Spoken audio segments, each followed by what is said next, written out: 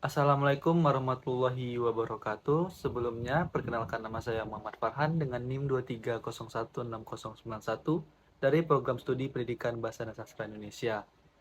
Di sini, saya akan menjelaskan terkait materi sejarah perumusan Pancasila sebagai ujian tengah semester pada mata kuliah Pendidikan Pancasila yang diampu oleh dosen Ibu Monika Tiara SPD MPD. Baik, langsung saja kita masuk kepada materinya. Yang pertama adalah sejarah perumusan Pancasila. Sejarah perumusan Pancasila tentang Pancasila sebagai dasar negara Indonesia bermula dari pidato yang disampaikan oleh Presiden pertama Indonesia, Soekarno, pada sidang Badan Penyelidikan Usaha-Usaha Persiapan Kemerdekaan Indonesia atau yang biasa disingkat dengan BPUPKI pada tanggal 1 Juni 1945.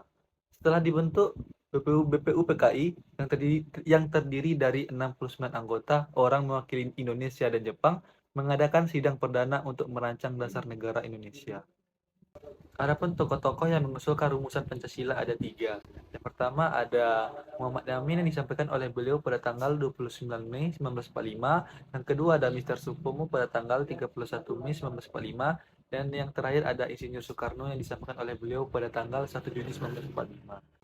Adapun usulan yang disampaikan oleh Muhammad Yamin diantaranya adalah ada satu peri kebangsaan, dua peri kemanusiaan, tiga peri ketuhanan, empat peri kerakyatan, dan kelima kesejahteraan rakyat.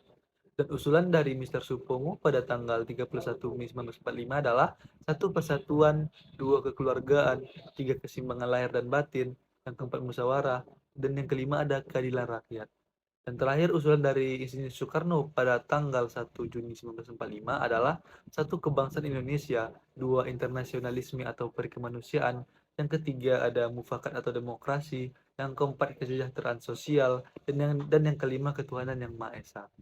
Sekarang kita lanjut pada penetapan Pancasila sebagai dasar negara. Pada tanggal 22 Juni 1945, Panitia 9 menyepakati rumusan Pancasila sebagai dasar negara Indonesia.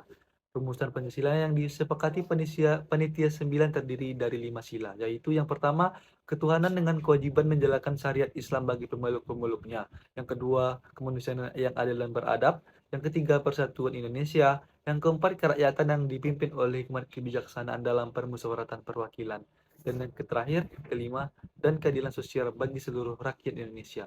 Rumusan Pancasila ini kemudian dimasukkan ke dalam naskah mukadimah atau pembukaan dasar hukum tertulis negara yang diberi nama Piagam Jakarta oleh Muhammad Yamin. Namun, sebagian kelompok menganggap sila pertama terlalu bernuansa Islam, sehingga sila pertama diubah menjadi ketuhanan yang Maha Esa. Adapun hasil akhir rumusan Pancasila ini kemudian ditetapkan sebagai pembukaan dasar hukum tertulis negara di sidang Panitia Persiapan Kemerdekaan Indonesia atau PPKI pada tanggal 18 Agustus 1945.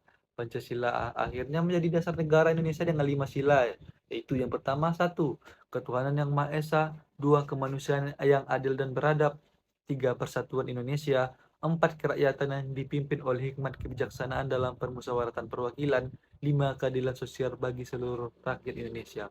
Adapun kesimpulan dari materi ini adalah, dalam sejarah perumusan Pancasila, terdapat beberapa tokoh penting yang memberikan usulan dan peranannya dalam memperjuangkan kemerdekaan Indonesia.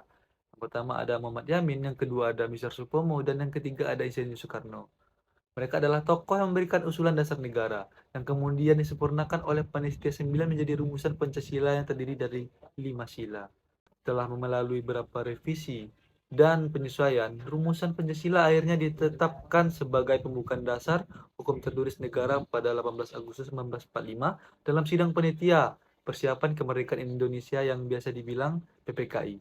Pancasila kemudian menjadi dasar negara Indonesia yang diperingati setiap tahunnya pada tanggal 1 Juni sebagai hari kelahiran Pancasila. Cukup sekian materi yang saya sampaikan. Salah dan janggalnya saya mohon maaf. Saya sudahi dengan Assalamualaikum warahmatullahi wabarakatuh.